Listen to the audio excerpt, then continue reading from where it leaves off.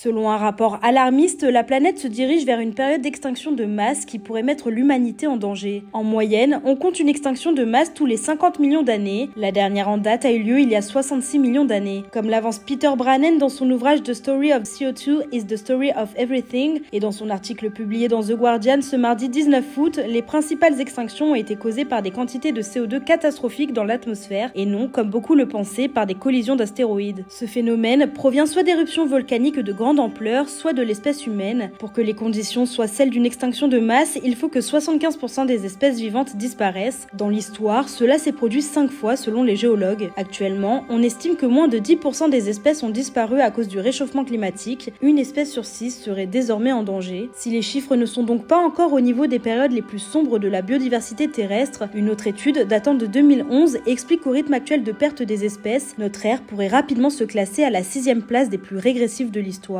Les chiffres sont alarmants, l'humanité a mis les niveaux de CO2 à des niveaux inégalés depuis 14 millions d'années. Même en comparant notre ère aux pires extinctions de l'histoire, la vitesse de production de CO2 de notre temps est exceptionnellement rapide. Les scientifiques la jugent 10 fois plus violente qu'à l'époque de l'éruption sibérienne.